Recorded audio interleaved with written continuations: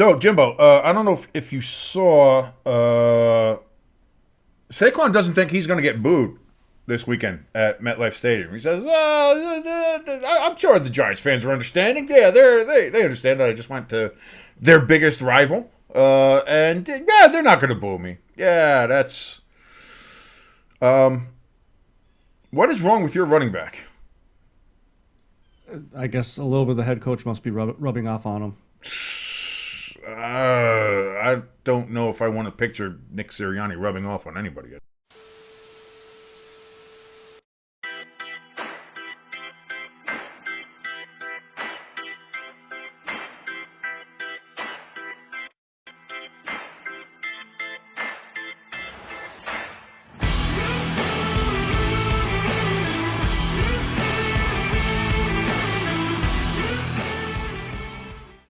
And welcome everybody to Stay Tuned Sports. I'm your boy King. That is your good friend Jimbo right over there. And boy, we got a bit of a busy week Yeah. going on to talk about here. Lots of trades going on, lots of movement, lots of ducks and lots of rows, lots of things being shuffled around, a lot of things not being shuffled around that some people think should be shuffled around. We don't know. A lot of injuries, a lot of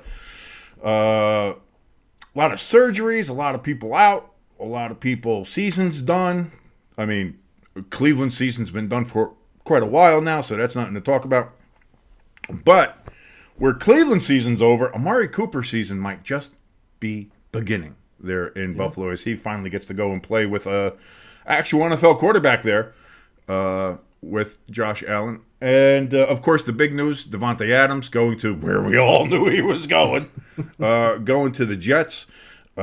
Rumors now still around the Raiders about Max Crosby. Is Detroit going to go after him? Will they even want to move him? Is this going to be a full-blown restart, reset, rebuild for the Raiders under Antonio Pierce coming up these next couple of years? Is that something that they're going to look forward to, want to do? We're talking about it all here on Stay Tuned Sports. Jimbo, also, before I forget, this weekend too, the rivalry. It's back, baby. No matter how much people think it'll be ass, and it'll probably be ass, but it still means something to me, damn it. Giants and Eagles, obviously, this week. Plus, we got to make our pick for Thursday night, which again goes into the whole injury thing, because as we've just learned, I believe Shaheed is having surgery. And also now Olave's out with concussion protocol. So, I mean, that game could be getting back to the regular Thursday night games here where it's like, Yeah. But lots going on here, Jimbo. How are we doing today? A little tired, but got pretty much woken up yesterday with the trades, the Amari Cooper trade and the Davante Adams trade. I did see like for a split second that the Eagles might have been interested in Amari Cooper, which I wouldn't mind it, and especially for what was that, third round or whatever. Yeah, no, very low pick, very low, Yeah. like lower than what you would think. Yeah, and looking at both of them, and let's might as well just jump right into it. I actually think the Amari Cooper trade helps the Bills more than the Davante Adams to the Jets helps the Jets. I think people are trying to make that argument right now, and I don't think it's a bad argument to make. I don't think it's necessarily the wrong one. I think the thing is what a lot of people are pointing at right now is the cost of it, because I think the Bills are only going to be paying Amari like something like $800,000 or 850 somewhere around. It's somewhere around there, the figure. I don't have the exact figure in front of me, but it's somewhere like that where the Jets are paying Davante Adams full $11.7 million. The difference is the Bills didn't have that kind of money. Like their cap space was little bitty, whereas the Jets had some room to play with, so it made more sense for them. Whereas the Bills, Davante Adams was a non-starter because the Raiders weren't going to pick up any of his contract. That was a part of the deal that they said for everybody. It's like, if you're taking Davante, you're taking it all. We're not doing a whole keeping part of it here or do anything like that. But as for Amari, like he already had his guaranteed money from Cleveland. So again, Cleveland, great job. So he got his money from Cleveland, and now all the Bills are doing is basically picking up the rest of it, which is again only $800 and some odd $1,000, which is works out well for them. Gives Josh Allen an actual legitimate weapon there at wide receiver. Even though I would say like Shakir has stepped up nicely for them in the absence of having what many would consider to be a number one receiver, like they did with Stephon Diggs and everybody, everything like that. But yeah, I think I think the level that Amari helps the Bills, considering what their wide receiver position was, is a quantum leap compared to what Davante Adams I think helps the Jets. Don't get me wrong. I think Davante Adams is gonna, especially with Aaron Rodgers, especially in that offense, that's why he can kind of just plug in and go. It's the same stuff, same verbiage, same everything like that. He's gonna know what the plays are. Yeah. So you can just plug him right in. But they just also had Garrett Wilson, who's very good. They have some other pieces there. Mike Williams they've put him on a trading block now to obviously they're going to make some room there. And clearly he didn't run the red line right. If you're running the red line, you're going to get you that ball. So yeah. From that standpoint, I think the level of talent increase for the Bills is more than the Jets. Now, is that to say that Amari Cooper is a better receiver than Davante Adams? That now you're talking about arguments where I don't know about that. I'm not gonna. I don't think I would go that far. But as far as if you want to talk about relativistic, who got helped more? I think clearly it is the Bills, based on who they had in that wide receiver room, who was, it was Shakir, and that's about it, And then you have, Knox and Kincaid as your tight ends, which were really your wide receiver 2 and 3 that you're working with.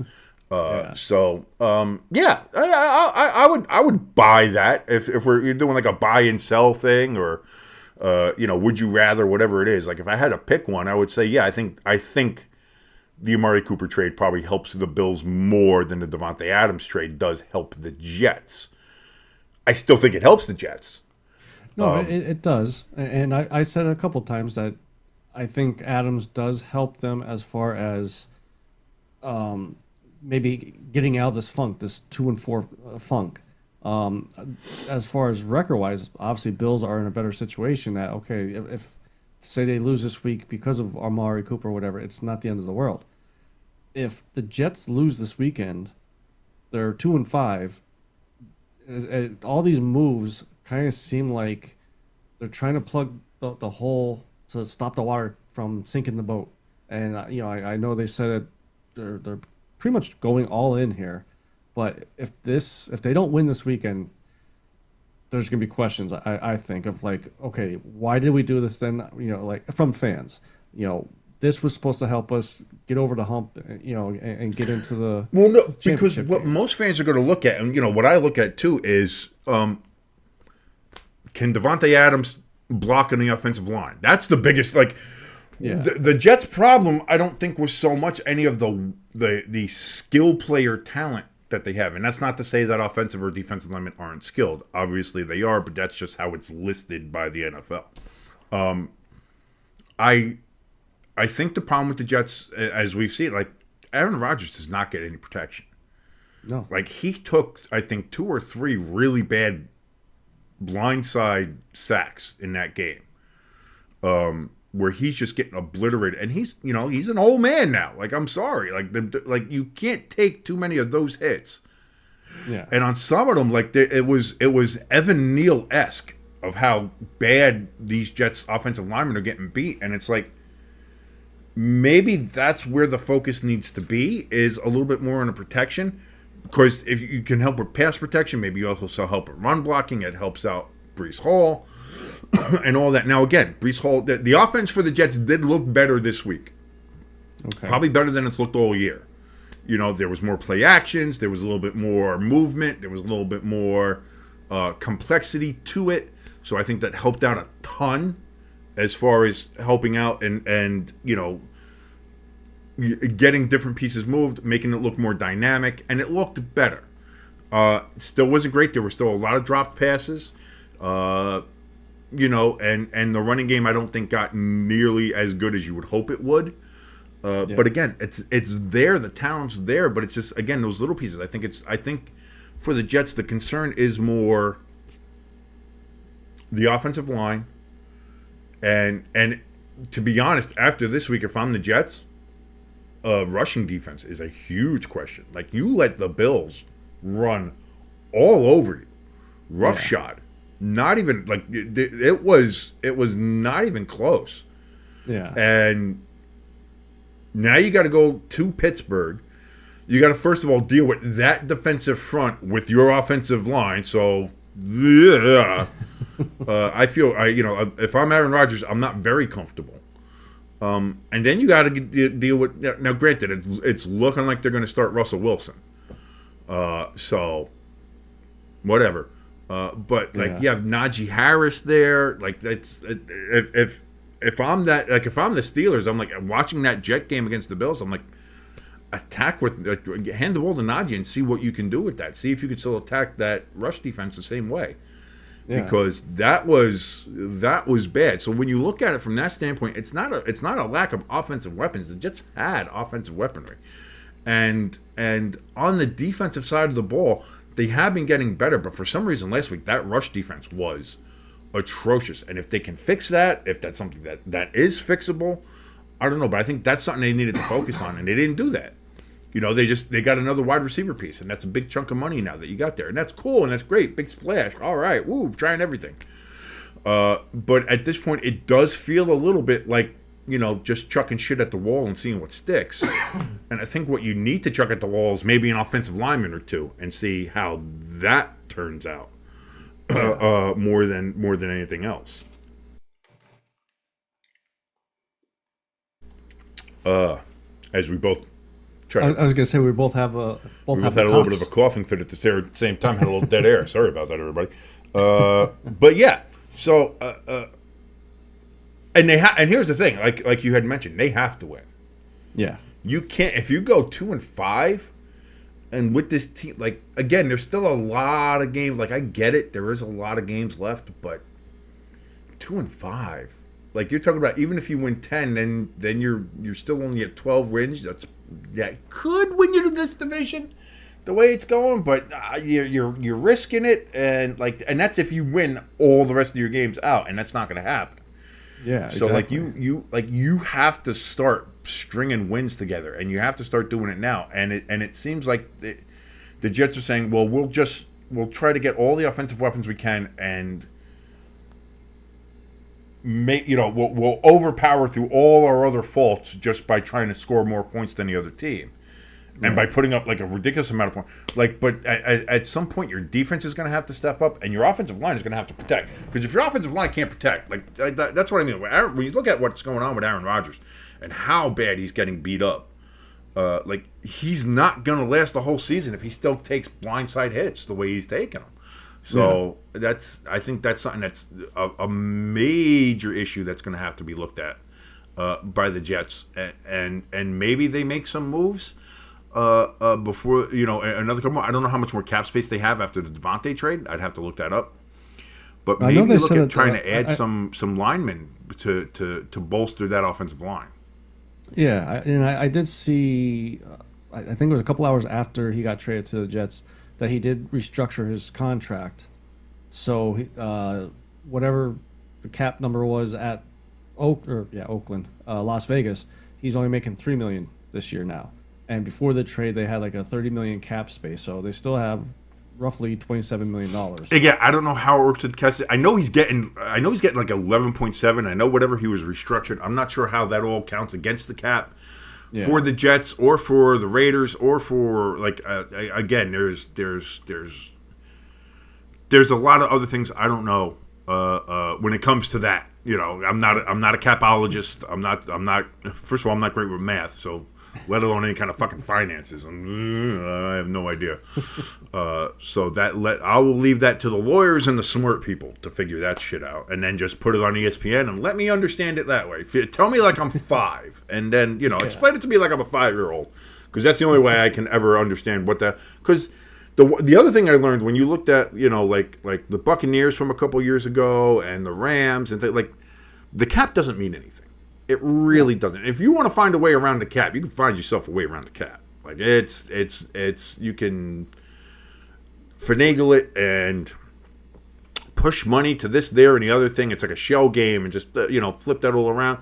And at some point, you might have to pay the piper, but in the long run, you can get yourself a Super Bowl in the meantime. So again, the cap doesn't really mean anything. The cap isn't a cap if you have the right people there. If you have you got the smart guys in the room, the math nerds and the financial whizzes, and put them in there, figure it out, fine.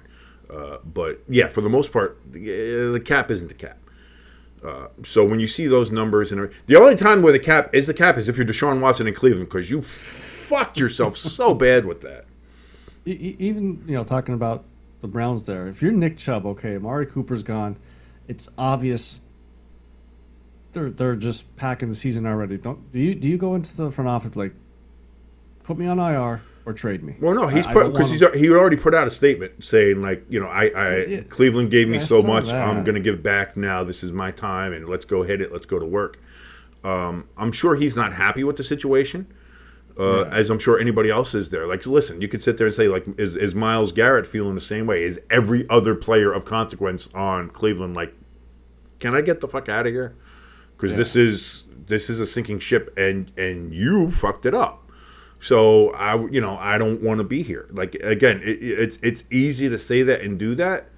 And I don't think anybody would blame some of them for feeling that way or wanting to get out.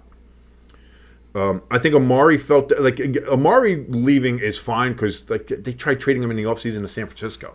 So he kind of already felt like, all right, there's no loyalty there anyway because you already tried to ship me off. So what do I care? For Myles, I don't know. Is he going to be I'm here. I'm going to be a man of character. I'm gonna do what I came here to do, and that kind of stuff. Kind of like how Nick Chubb was. Is like Cleveland, you stuck with me this whole way back, and now it's time for me to give back to you, and I'm gonna come back and do all that kind of stuff. Like that's a stand-up guy thing to say and guy thing to do. So you respect that, but what the ownership has done to the Browns in trying to placate and just everything they've done in response to Deshaun Watson and making the Deshaun Watson shit work or not work or do whatever. It's like it's so bad, and they've put themselves in such a bad situation where I posted that clip from Fox NFL Sunday in the group chat where it's just like, what the Browns could have had, what the Browns could be if they had just stayed and stuck with Baker instead of being like, no, I think we got a good team here, so we need someone better. Let's get Deshaun Watson in here.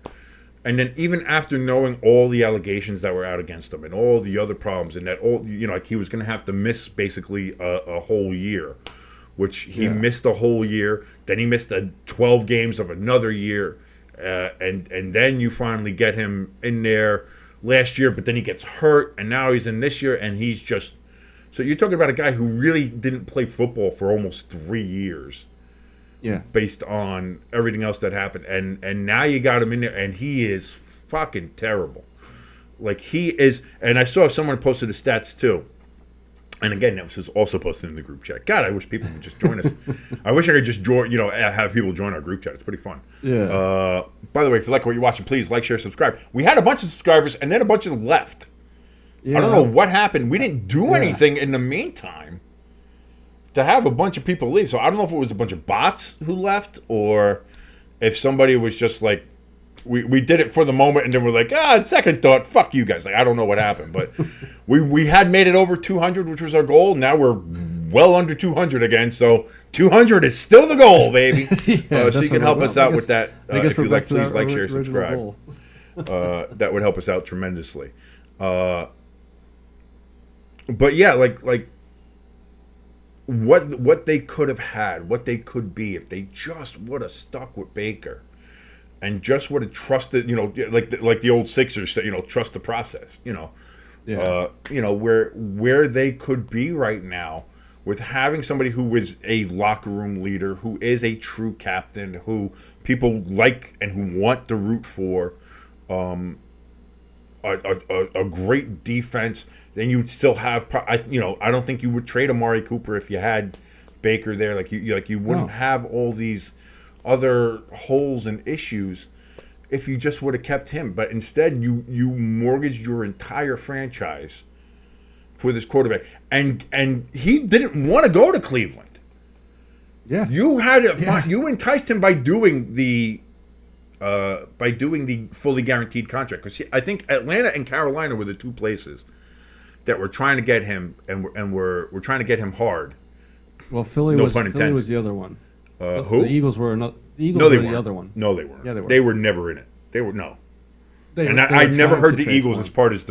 part of the Deshaun. Oh yeah, No. because that was the thing, was the Eagles and the Browns were the two teams he came out and said, I do not want to go to. No, well, I don't remember the Eagles ever being in it then at that point, because the two that were in it were Atlanta and Carolina.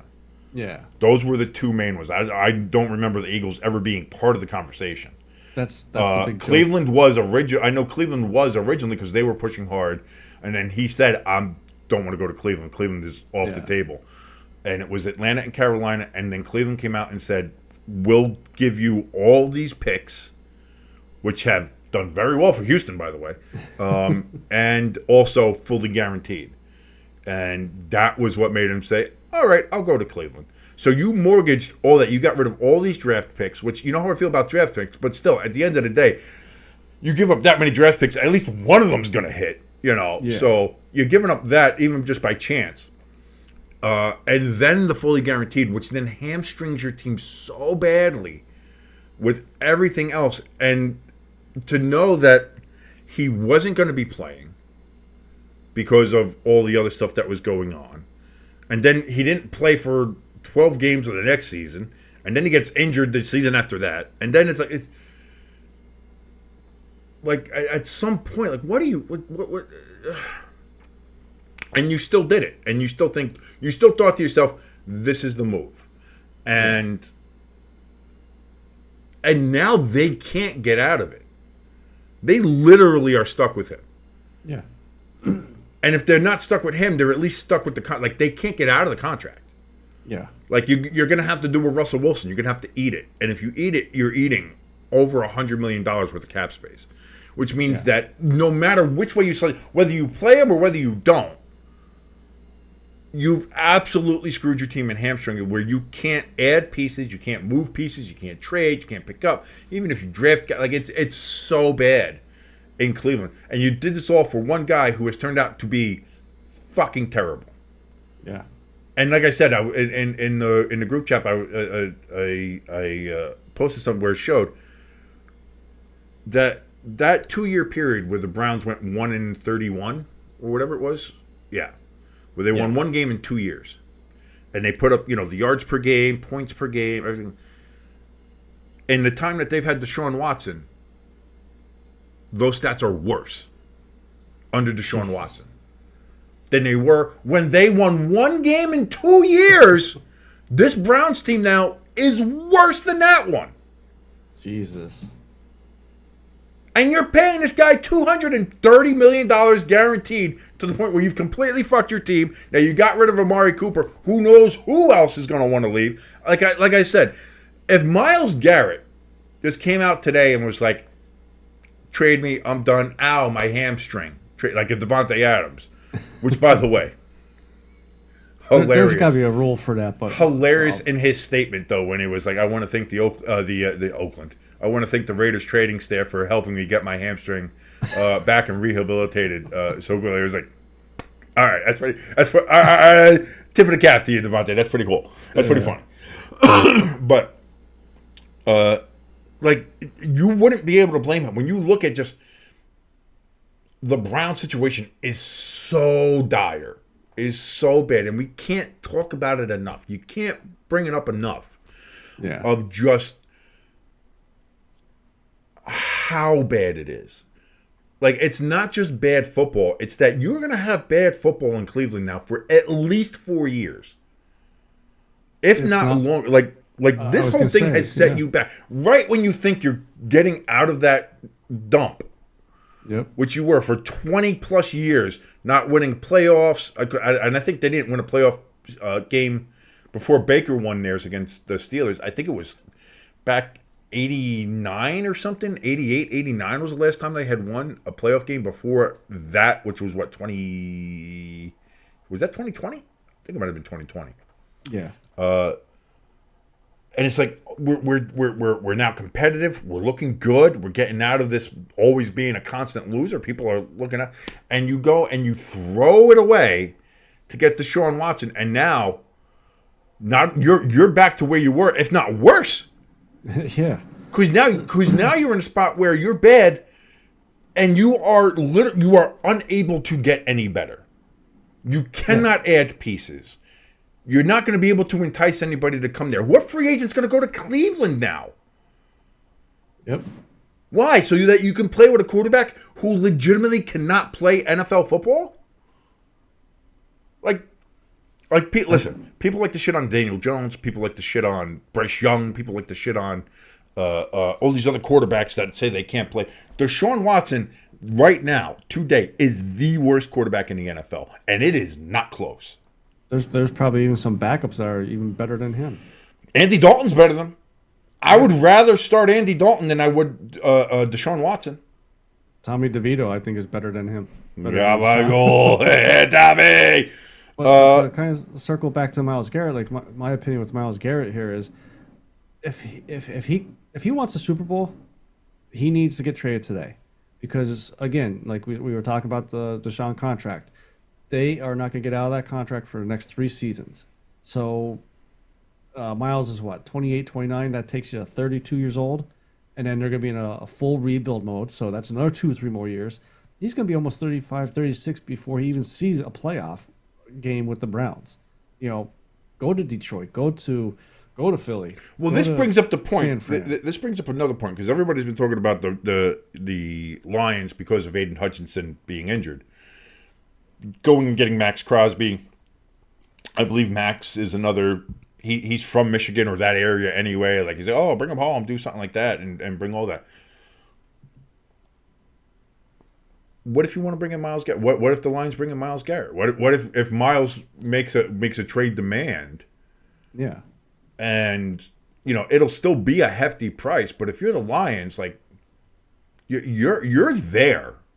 Yeah. Like, you're in Super Bowl contention.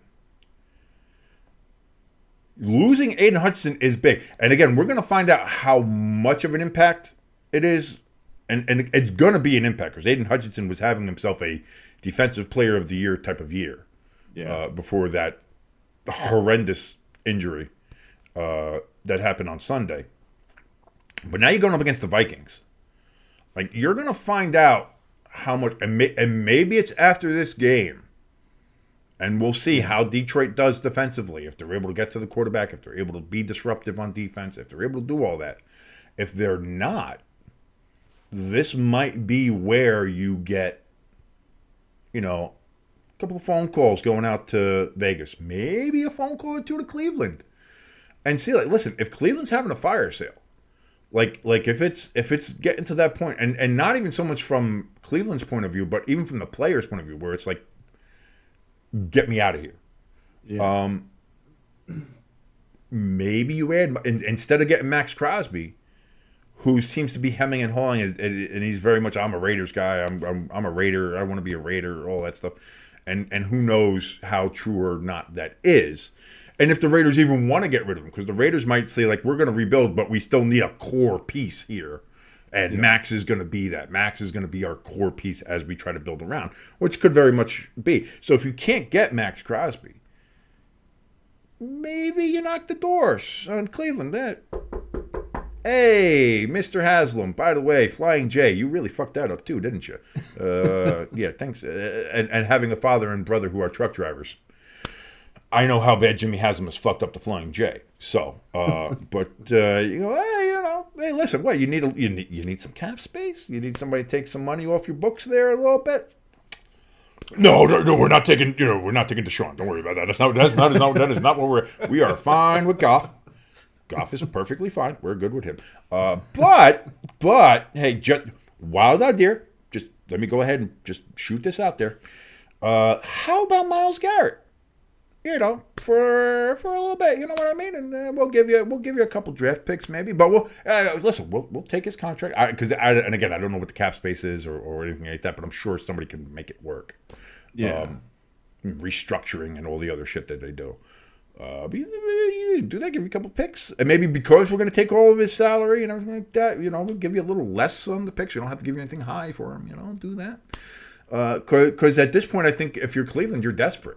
Because you're going to have players that don't want to play there, that are just probably going to sit out and hold up. It's like, injured. Can't go. Sorry. Like, doing the old Peter Griffin. Yeah, no, because who wants to like it's because the writing's on the wall. It's not, and this is what we're talking about with Cleveland. And I feel bad. I don't mean to constantly shit on Cleveland. Like that's, I mean, Cleveland gets enough shit as it is. But it's not even a case of like, oh, well, it can get better, or oh, it'll get better at some point, or maybe they can improve. It's like the writing's on the wall. This is not getting better. This is only getting worse. And now you're losing Amari Cooper on top of it. So now you have one less weapon for Deshaun Watson not to throw the ball accurately to. And like you haven't scored over 20 points all year. The only team that hasn't scored over 20 points in the NFL. My Giants have scored over 20 points. A couple of times, actually. Fucking crazy. I know. But, like, that's... Like, Carolina has scored over 20. They scored over 30 against the Raiders. Like, you're talking about the teams that we talk about that have been, like, the worst teams. Like Miami. Like New England. Booty cheeks. The Titans. Like, again, all these teams. Like, you take the entire Booty Cheeks 5, there's still only one team that hasn't scored over 20 points, which is why they're my number one Booty Cheek team in the league, is the Browns. They can't score points because they can't move the ball because their quarterback sucks so much ass. Usually against the will, too, is he sucking ass. So, and not only that, now your team is awful, but you're still trotting out a guy that nobody wants to root for. Like, people didn't want to root for the guy, even if he was doing good. Like, it's hard to root for this guy, or root for the team with this guy at the helm because of all the shit that's around him. But, if you're a Cleveland fan, you're like, well, if he can get us some wins, like, you begrudgingly do it. Like, even, like, let's not forget that there were fans chanting, the no means no at him and booing him when he's hitting the field, even in Cleveland. Like, and now on top of all of that, he's the worst quarterback in the league. So, like, you've alienated your fan base. You're telling your fan base, go screw yourself. We're going to keep starting the guy that is a horrible human being and is a assaulter of a sexual nature. And tough shit. Deal with it. Like, at what point do the Browns fans just, again, do they hold like another, like they held the funeral after their 0-16 season, where they're just like, we're not showing up. We're done doing this. And now you want to build $1 billion, $2 billion stadium out in the suburbs of Cleveland to go and have your own Patriot Place and everything like that. The stadium Cleveland has is fine. It's just Haslam wants to do this whole other thing. It's like, how are you, like, you're more concerned about that than how much you fucked up the team and how badly things are going there. And it's like, well, that's fine, because the fans will be there. They'll do whatever. It's like, and to Cleveland fans' credit, they've put up with a lot of shit over the years and a lot of bad football and a lot of problems. But this might take the cake. And this, if I'm a Cleveland fan, this breaks me. Yeah. Like, this would break me. of seeing how bad this situation is. I'm just curious. Do the fans eventually do that? Do they eventually pull Carolina Panthers, and by the end of the season, you only have 750 people show up to the season finale game? And that's That's the what I only mean. way. That's the only way you'll have an owner open their eyes is by hitting them in the pocket. I don't know. I don't even know. Yeah, but here's the thing: is that the NFL makes so much money from other revenue streams. Like I had mentioned this before, like ticket, attendance and ticket prices, and going to the game is such honestly a small amount of the revenue that NFL owners get anymore, considering how the TV contracts are and sponsorship Yeah, deals and naming rights and all the other shit.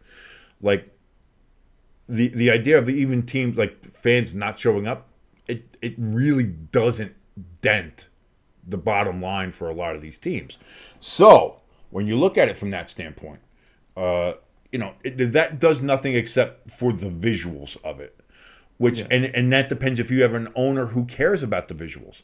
And if we're looking at how the Browns are and how they've kind of handled the Deshaun Watson situation, I don't think he gives a fuck about what the visuals are.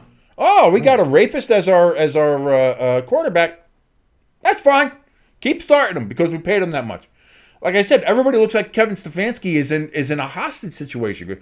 We think Deshaun gives us the best chance to win, and we're gonna play him every Sunday. And by here's today's paper for sign of life to show you that I am here, and I am not saying this against my will. I am not reading this off of a teleprompter or of a cue card. I am honest with you that Deshaun, like, imagine having to go up to a podium and say, with an absolute straight face and not break it, that Deshaun Watson right now gives you the best chance to win a football game. Imagine saying that. Yeah. No. Like, and that's what I mean. It's like, it's so bad in Cleveland, it feels like a hostage. And I'm sorry. I know. I'm sorry. We should be talking about Davante. We should be talking about other things, but and we kind of got off on a tangent here on Cleveland. Yeah. But it's just so fucking bad. It's just bad, and I feel bad for them. So not to, I'm done beating a dead horse, Yeah. or a dead elf in this case. Let's talk about some other stuff here. What do we got? We already talked about Adams and what that might do or not do for the Jets. And again, the same with Amari Cooper, which is kind of how we got on the Browns in the first place. I'm sorry. Then you got the Chiefs. Now here's a side thing that happened because of the Amari Cooper trade to the Bills, is that they let go of MVS, Okay. Marquez Valdez Scantling. I think I don't know MVS. Does he go back to the Chiefs? Because the Chiefs are, I think, desperate for wide receivers. Now, we do have Patrick Mahomes saying, and I do have this up here. Let me bring this up real quick. Okay. Mahomes is saying that he is content with the wide receiver room as it is currently. His quote is actually, "I have extreme confidence with the guys that are on the football field," Mahomes said. "They've won games, they've won Super Bowls, they've made plays in big moments, and Brett Veach has done a great job of bringing players in that can step up when their number is called." So he's not publicly asking to get more players in or doing anything like that. But if you're the Chiefs, just as another body in the wide receiver room, because you've lost so many people, do you bring MVS back into the fold? Now, I'm not saying he's a game changer. He's obviously not something, he's not huge. But is that something that you, amid everything else, do you bring him in? Because you were never going to get Davante, because the Raiders were Yeah. never going to send him to you. I mean, let's be honest. And I guess Amari Cooper just was, Cleveland was never going to do that either. I guess same conference or whatever. Like I don't know. But if you're the Chiefs, now you have an old face out there. Whether or not he was very reliable, I mean, he was more reliable than Kadarius Toney. Yes. But do you bring him in? I'd kick the tires on it, and depending on the price, like if you could get him for like veteran minimum, why not? I mean, if you could get him for a veteran minimum, he's a better player than a veteran minimum. And then you have Juju there, who's all right, and that's kind of where MVS would be an all right receiver. But at least you have semi-presence of receivers. Who's the Rashid Rice? Was it that? What? blew That his got knee- hurt? Yeah. Yes. So I mean, he was the biggest name one, and with him being gone, maybe like we kind of joked yesterday, get the band back together. You won a Super Bowl together. Because what you have now, you have Xavier Worthy, you have Juju Smith-Schuster, and you have Justin Watson. Those are your one, two, three wide receivers. Yeah, and One's if a you could rookie add- who's fast, but is still kind of inconsistent. You have Juju Smith-Schuster, who he is, and you have Justin Watson. So, bringing in somebody else that at least has a bit of a rapport, knows the offense, comfortable with Mahomes, comfortable with everything there, and can maybe be a big spot here or there, can help you out. And again, they've gone so far back that they're using McCole Hardman again, and it's like how desperate. And I know McCole Hardman got the Super Bowl touchdown, but like I think we can all agree that McCole Hardman is not a solution to anybody's wide receiver room, Yeah.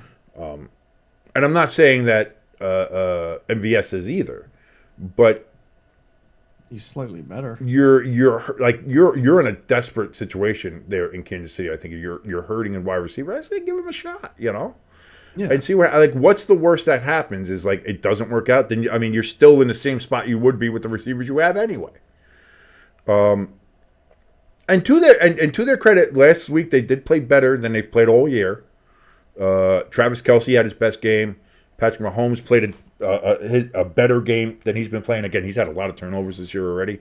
And that's, again, the scary part is the Chiefs have not played well, but they're still 5-0. Yeah. So if they ever do start putting it together and working it around with these guys and getting it figured out, like then that makes you really worried. It's like, oh, shit, I mean, we know why they're 5-0, but go ahead. Where's Which, your by the little way, counter? do not get me started again on it. Dude, the officiating across that Monday night game, the second half, Yeah.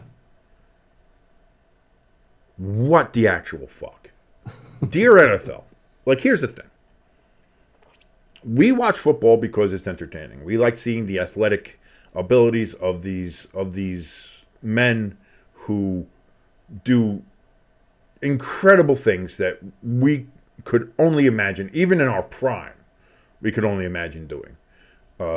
Whether it's, defensive ends just ripping through these giant offensive guards and getting to the quarterback, or if it's these running backs pulling off these massive runs, or receivers who are so fast and catch balls that are so incredibly acrobatic to catch and then still somehow getting both feet in bounds and making all these great things.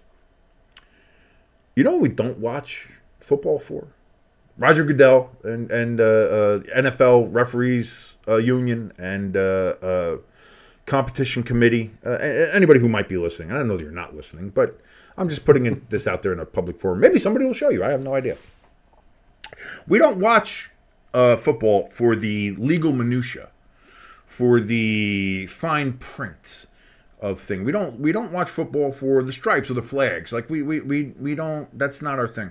So when you have these great, amazing, wonderful big plays that are always called back because, the offensive tackle's helmet wasn't lined up directly with the center's nutsack. So therefore, by Rule 34A, subsection C, paragraph 4. That means that is a penalty. And we're going to watch that. And we're going to let the play go. Still throw the flag, but let the play go. And then, after this great, amazing, wonderful play that got everybody excited, we're going to call that back and make sure that it didn't really mean anything. Yeah. You're ruining the game. And what I mean by that is not even so much, the yardage, or, maybe they need to, like, you're talking about something that doesn't have anything to do with the play, that is of such a minute difference that, it doesn't affect the play. And then you also you make it hard for the fans to get excited for the game and for the plays.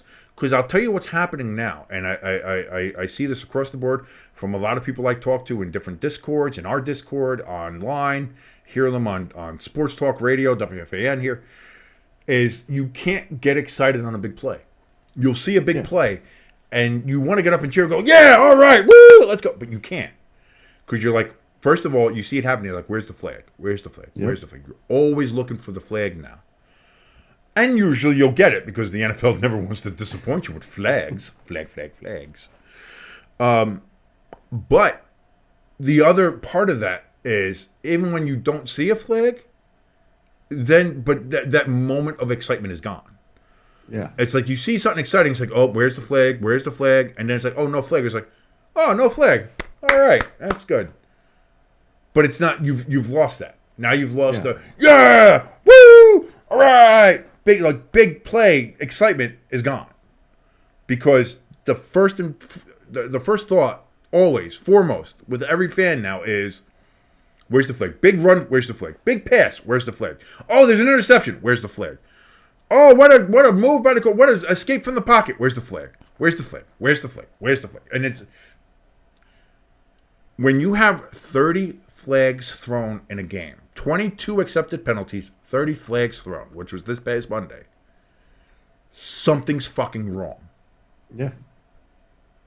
And it needs to be fixed. And sitting there and saying that we want to sit there and you want to put a point of emphasis on this fucking illegal formation shit because the guard's helmet isn't lined up directly with the center's fucking balls. I don't care. I don't fucking care. Nobody fucking cares.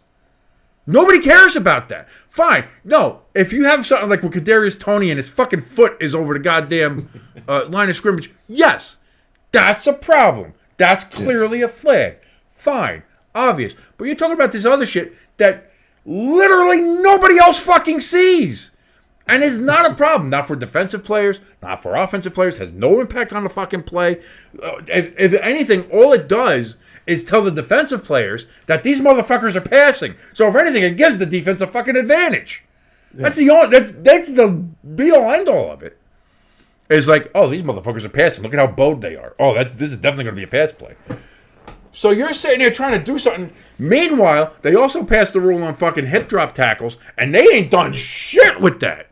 And we've seen plenty of hip drop tackles already. Ain't a fucking flag been thrown on hip drop tackles. So, like, you want to talk about point of emphasis or not and player safety, we're more worried about where the fucking lineman's helmet is in relation to the center's fucking ball sack than we are about breaking motherfuckers' ankles. Like, so miss me with that fucking bullshit, Raj. All right? Yeah. And this is the problem when you have fucking lawyers running the league. Is that these guys fucking get off of legal minutia? Oh, there's fine print. Oh, throw another flag. Oh, they fucking love that shit. For everybody else who just wants to watch the fucking game and watch these people do fucking amazing athletic fucking skills and feats of wonder, we can't even get excited about it anymore because it's like, well, where's the flag? Oh, there's another flag. And there's Roger on his fucking leather chair eating his fucking M&Ms. Oh! Fucking insane. It's nuts.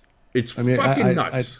I totally agree with you. My biggest pet peeve with these flags, like you said, is the holding penalties when the play is on the left-hand side of the field and the flag is over on the right-hand side.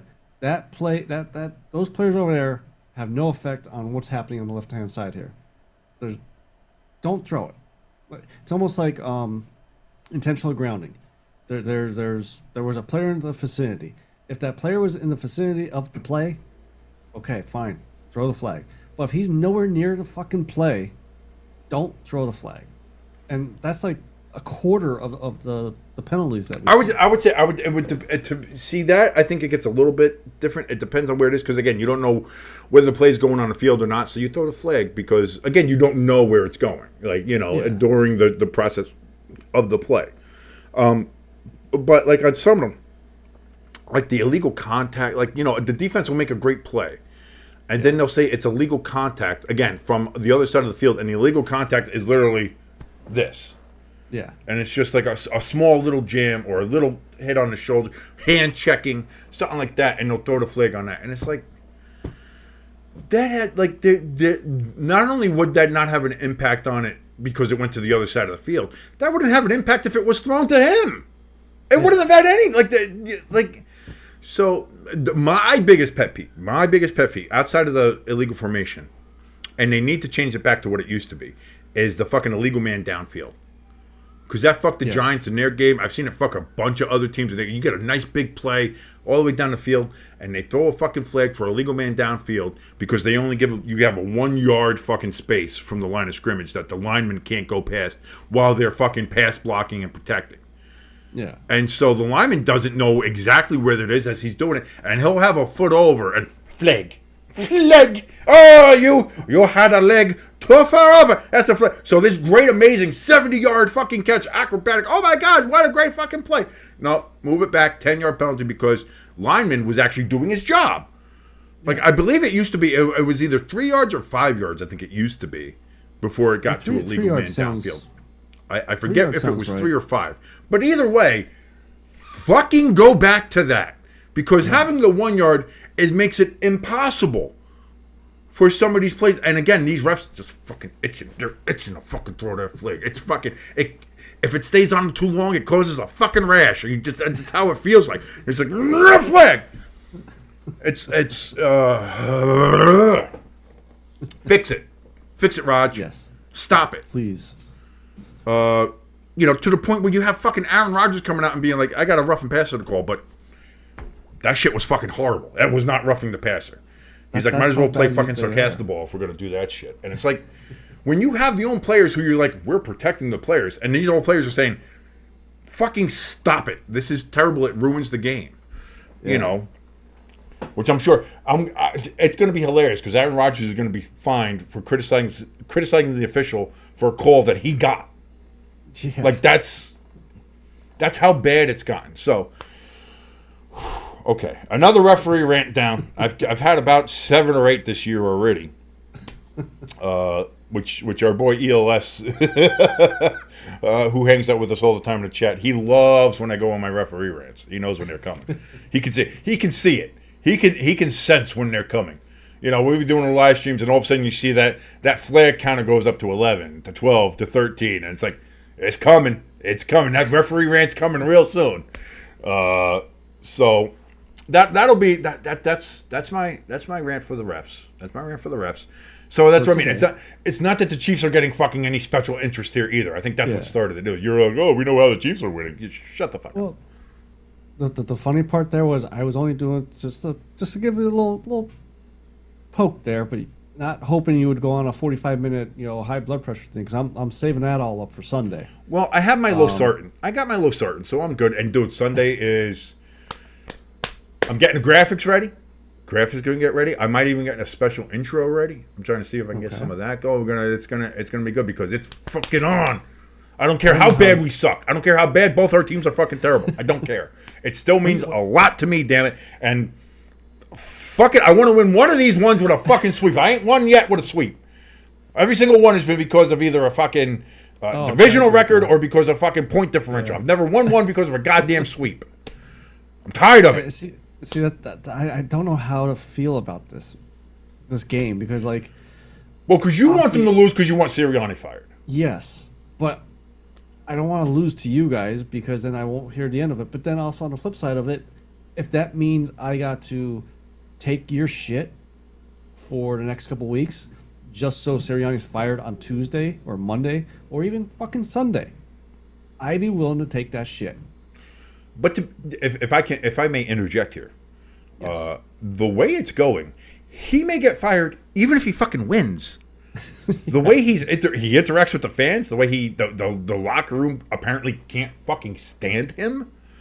And just some players saying, "Oh, we want you to do more of this guy," and the other guys the are like, "No, level of shit that is around him, from everywhere, from the media, not just the Philadelphia media, but the national media, and again, the things that are coming out of the locker room about him, that have come out of the locker room about him, just the way he comports himself. Again, you saw it last year with the whole Chiefs thing, with the whole, I don't hear you now, Chiefs fans. See ya. The shit that he does on the side, even the year before that, like he's on the sidelines and he's like, he's making fun of the Giants and he's like, like I have that gift saved, just for his goofy ass. Just the way he is, and the way he acts, and the way nobody likes him. No. Nobody on his team likes him. None of the fans like him, clearly, because he's trying to fight the fucking fans. Yeah. Obviously, none of the opponents like him. None of the national media like him. Like, there's literally nothing about him that anybody likes. And to be honest, the results aren't there on the field either. So at some point, if you're Lurie, like, you got to look at this and be like, what is the cost benefit of keeping him? Yeah. And I'd be willing to bet when the clock hit 000 this last Sunday, Jeffrey Lurie was probably up in that booth going, shit, because he probably has that fired button all warmed up, just needs a reason to fire. Well, listen, like I said, he won, and he's talking shit to his own fans. So did you? Oh, I did. I guess. Oh, that's what you try to say. You wanted me to do this and run this. Oh, look at. We ran the ball, so go fuck yourself. It's like, yeah. No, what are you? Why? Why are you even doing that? I don't think that was a fan either. That redid it. Did you see about that? There was a fan? That was what the fan said. Yeah, but who knows? Like, again, it's social media, so it's probably a lie. But even if you base it on that, even if that's what it is, why would you do that? And if it's not, if it's just him being the smarmy asshole he is, that's even worse. So it's in either way, in either scenario, it's not good. Yeah. And the other thing with that whole the fan coming out saying, "Oh, I was the one giving shit," there was no other fans that came out and said, "Yeah, that's what happened." Right. There's been no one. That's right. So it's like I said, it's social media, so anybody can say anything. Yeah. No, I'm saying, I think that's Sirianni that posted it as a burner account. Oh, you think it's a burner account going on try to make it look good? But here's the thing, and it would be on brand. Because it would be him trying to make it sound better, but it still sounds awful. It's still not good. Yeah. Oh God. And then on top of that, you bring your kids up to the press conference as human shields. He's bringing them up there as human shields. Like, don't ask me bad questions. I have my children here. If you won the Super Bowl and you want to do that, I am totally on board with that. You want to share that memory with your kids, but after barely beating the Browns, you bring them, and I'm a little upset with Philadelphia media for not saying, okay, you're going to use them as human shields. Screw it. Why are you a dumbass? Or why are you picking fights with your own fans, and why do you seem like you can't call a proper NFL game, and why did you shave your head like you're a prison white supremacist? Or, like, what are you doing? Yeah. And listen, I'm bald-headed because I'm fucking bald, okay? Like, this is a thing, so I said, screw it, we're not waiting for nature to take its course, I'm shaving my head. He shaved his head because he's trying to look like Ed Norton from American History X. Like, what are we doing? That's gonna change your image? What, are you trying to be a tough guy now? If I'm a Philly tough guy. No, you're not. No. Like, what do you there's so. It almost seems like there's a mental problem with him. He pulled a Britney Spears. I don't know if he's got a ADHD issue, or like a bipolar, manic depressive, or something like that, where it's just like, oh, something's going wrong. I got so much pressure on the. The only thing worse would have been like if he dyed his hair blue or pink or something.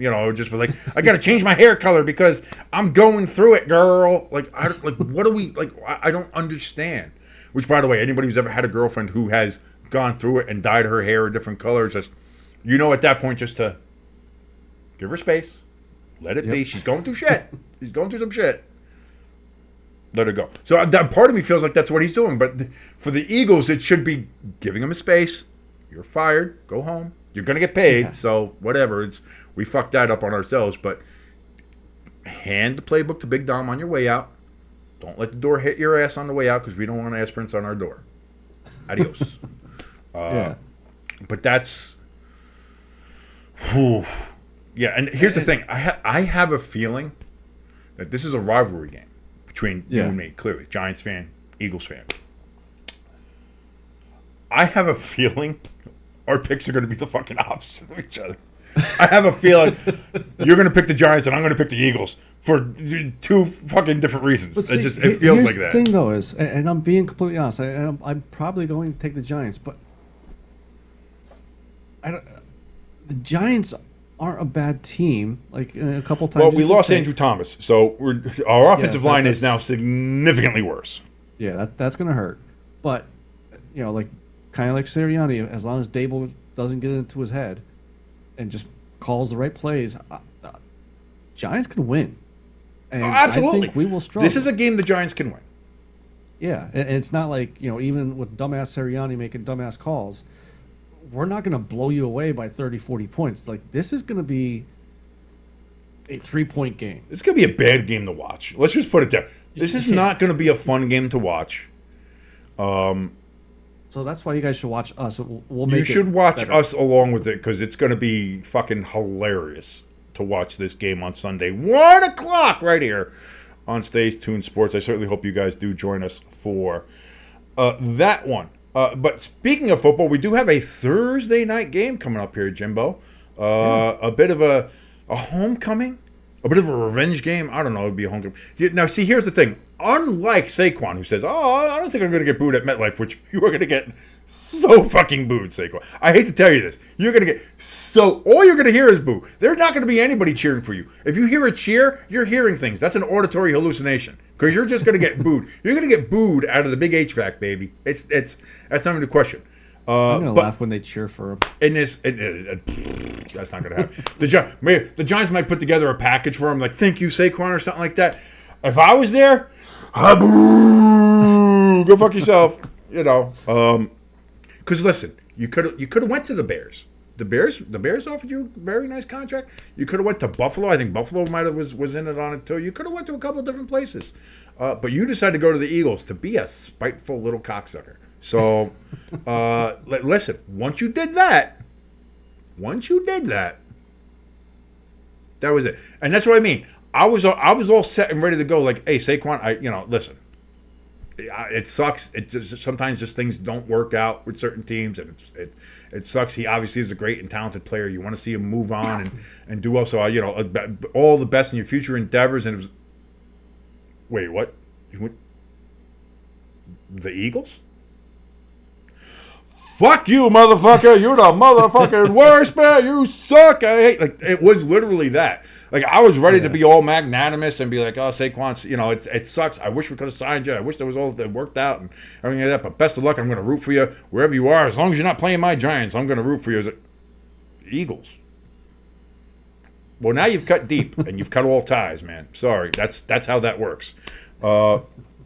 But Sean Payton making a return trip to New Orleans, the Superdome, for the Denver Broncos, coming to a very injured New Orleans Saints, as we mentioned. Shaheed is going to be out with surgery. I don't know how long he's going to be out for.